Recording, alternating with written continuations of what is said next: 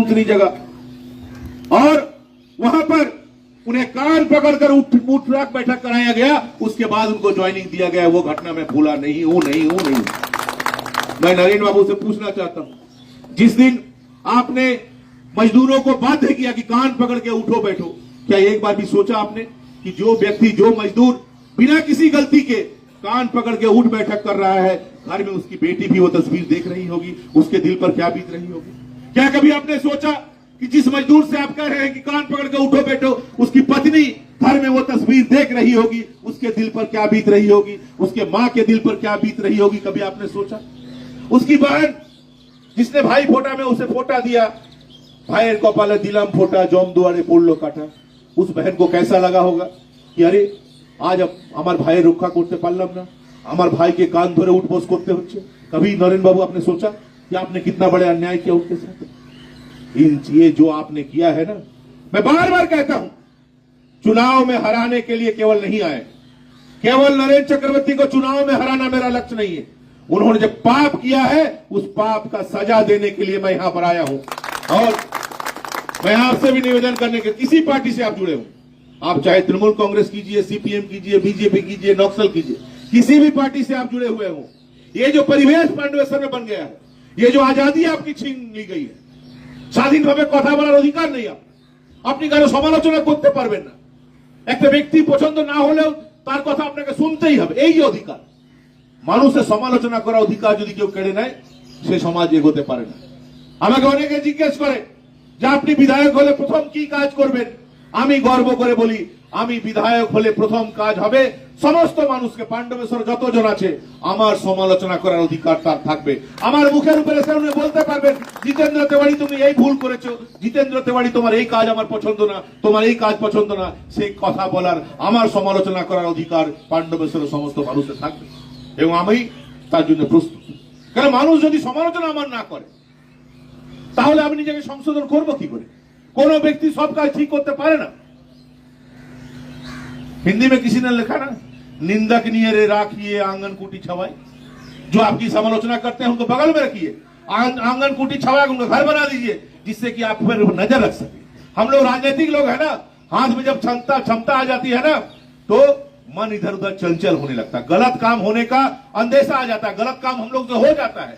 इसलिए लोकतंत्र में জনগণকে এই ক্ষমতা দেওয়া হয়েছে, তুমি সজাগ দৃষ্টি রাখবে তোমার নেতার উপরে। তিনি একটুও যদি এদিক সেদিক করেন, তুমি তার সমালোচনা করবে, তুমি তাকে বলবে যে আপনি যদি ভুল পথে গেছেন, আগামী দিনে আপনাকে আমরা সমর্থন করব। কিন্তু এই অধিকার তো দিতে হবে। এই অধিকার নরেন্দ্র বাবুকে। নরেন্দ্র বাবু বলেন যে আমি কি করেছি? কোনো ভুল তো করিনি। উনি প্রথম যে কাজ করেছেন, মানুষের সমালোচনা করার অধিকার উনি কেড়ে নিয়েছেন। ওনার বরদাস্ত করার ক্ষমতা নেই। ওনার বাড়িতে গিয়ে যদি ওনার মুখের উপর কেউ বলে দেয় আপনি এই কাজটি ভুল করেছেন, পরের দিন হয়তো ওনার গুন্ডা দুটো চলে যাবে তার বাড়িতে, নাহলে পুলিশ তার বাড়িতে চলে যাবে। এভাবে কি গণতন্ত্র প্রতিষ্ঠিত করা যায়? এই বাংলা কি আমরা চেয়েছিলাম? এই পাণ্ডবেশ্বর কি আমরা চেয়েছিলাম? আমরা যে পাণ্ডবেশ্বর চেয়েছিলাম সে পাণ্ডবেশ্বর তৈরি করব। অনেক ইস্যু আছে। হায়দার বলছিল সানডে লোকেরা পাচ্ছেন না, সানডে লোকেরা পাচ্ছেন না, এটা ঠিক না। কিছু লোকেরা সানডে পাচ্ছেন। যারা সানডে পাচ্ছেন তাদেরকে এই কারণে সানডে দেওয়া হচ্ছে যে বাকি শ্রমিকরা যেন আন্দোলন না করতে পারে, তারা আন্দোলন সংগঠিত না করতে পারে, তাই জন্য পুষে রাখ। যাদেরকে সানডে দেওয়া হচ্ছে তাদেরকে ম্যানেজমেন্ট পুষে রেখেছে। আর আমাদের নামকরণ কে করে? আমাদের বাবা মায়েরা করে। বাবা মা যে নাম দেন সেটাতে আমরা খুবই খুশি থাকি। আমি এখানকে যে এজেন্ট আছে, কি নাম, ইস্তাক হোসেন, তাকেও বলবো যে আপনার মা বাবা, আব্বু আম্মি আপনার যে নাম দিয়েছেন সে নামে খুশি থাকুন। বাবার মা পাল্টানো যায় না, আপনিও পিতৃ পরিচয় পাল্টাবার চেষ্টা করবেন না। এমন চামচাবাজি করবেন না নরেন্দ্র চক্রবর্তী, যাতে মানুষ বলুক যে আপনি পিতৃ পরিচয় পাল্টে দিয়েছেন, এমন কিছু কাজ করবেন না। আপনার উপর আমার সজাগ দৃষ্টি আছে। আপনি ভাববেন না আপনি খুব চালাক। আপনি তৃণমূল রিটায়ার্ড ভিআরএস নিয়ে নিন, রেজিগনেশন দিয়ে দেন, গিয়ে ডাইরেক্ট টিএমসি করুন, আমার কোনো আপত্তি নেই। কিন্তু আপনি সরকারি পদে থাকবেন আর তৃণমূল কংগ্রেসের নেতা নেত্রীদের সঙ্গে মিলেমিশে তাদের সংগঠন মজবুত করার কাজ করবেন, তাহলে আপনারও ক্ষতি হতে পারে। যে আমি ক্ষতি খুব করতে পছন্দ করি না, তাই আপনি এখন পর্যন্ত বেঁচে আছেন। আমি আশা করব আপনি নিজেকে সংশোধন করবেন, আগামী দিনে এই কাজ করবেন। আর दो तीन जिनिस আমরা করব। এখানে जब भी कोई आदमी रिटायर्ड हो जाता है ईसीएल के क्वार्टर में रह रहे हैं तो बोला जाता है पहले ग्रेचुइटी तभी मिलेगा जब आप क्वार्टर खाली कीजिए। अब बताइए एक आदमी रिटायरमेंट होने के बाद अपने नए घर का अरेंजमेंट में कम से कम 2, 2.5 साल 3 साल लगता है। अब मान लीजिए साथ ही साथ उसको आप घर से निकाल दिए, कहां जाएगा? घर भाड़ा लेना पड़ेगा। हम लोगों ने जो निर्णय लिया है, कोयला मंत्री को हमने प्रस्ताव भेजा है कि आपको साहब ये काम करना पड़ेगा कि कोलियरी इलाके में जो लोग भी कोलियरी के घरों में रह रहे हैं, चाहे वो वर्कर हो चाहे नॉन वर्कर हो, जो लोग भी कोलियरी के घरों में रह रहे हैं 99 साल के लिए बहुत कम पैसे में 100 रुपया 200 रुपया महीने में वो घर आपको लीज के रूप में उनको देना पड़ेगा। ये हम लोगों ने कोयला मंत्री जी से ने कहा है, उन्होंने कहा है कि हम लोग सहानुभूति के साथ इन बातों पर विचार करेंगे जिससे कि ये काम हम लोग कर सकें। जो कॉन्ट्रेक्चुअल वर्कर है, हाई पावर कमेटी का रिकमेंडेशन बार बार आता है कि उनको रोज इतना मिलना चाहिए, उतना मिलना चाहिए, उतना मिलना चाहिए, लेकिन हाई पावर कमेटी का सारा रिकमेंडेशन केवल कागज कलम में रह जाता है, उनको ये पैसा नहीं दिया जाता है। वो प्रतिवाद भी नहीं कर सकते, प्रतिवाद करेंगे कल काम से बैठा दिया जाए।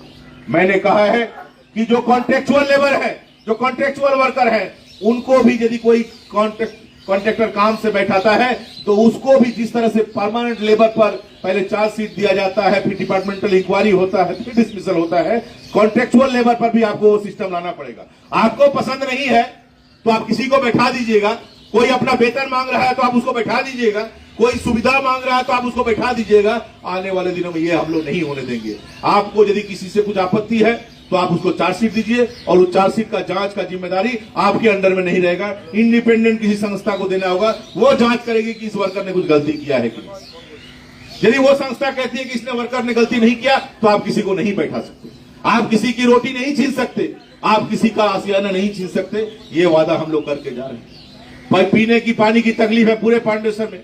आपको ये जानकर खुशी होगी कि भारतीय जनता पार्टी से बात करके पीने का पानी का तकलीफ है, क्योंकि यहाँ पर पीएचई से जो पानी आता है वो दामोदर नदी से आता है, आसनसोल से आता है।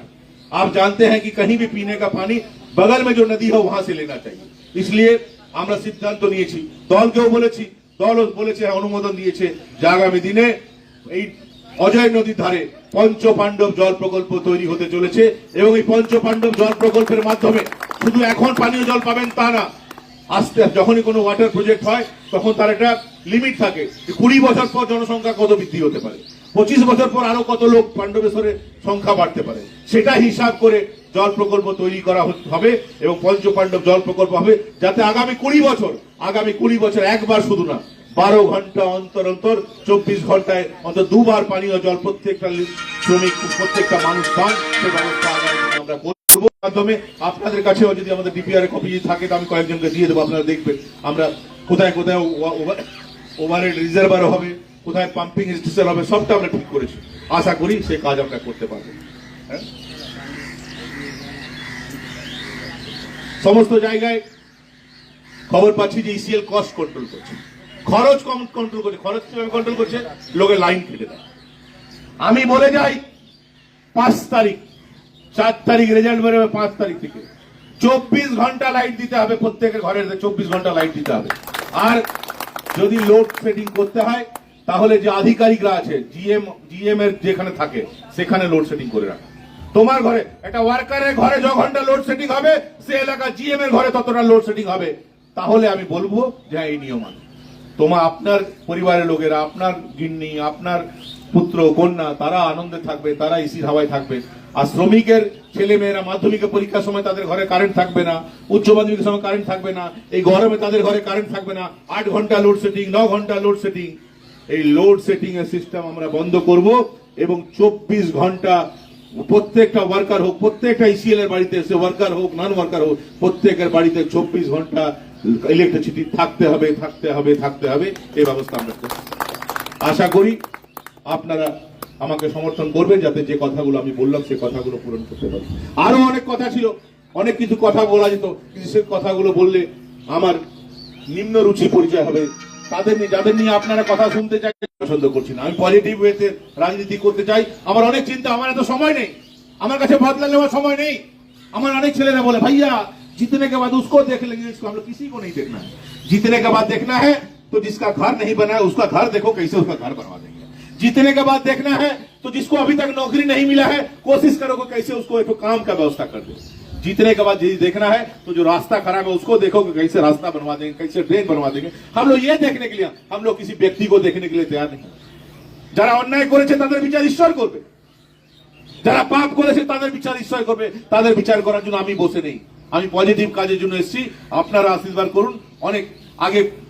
অনেক ইচ্ছা থাকলে আগে করতে পারিনি, কিন্তু এবার যেহেতু সরকার, যেহেতু অমিত শাহজি আমাকে বলেছেন যে যা দরকার হবে সবটা দেবো, তুই কর কর। পাণ্ডবেশ্বর, শুধু পাণ্ডবেশ্বর না বলেছেন আরো অনেক জায়গায় তোকে দায়িত্ব দেবো, তুই ভালো করে কর।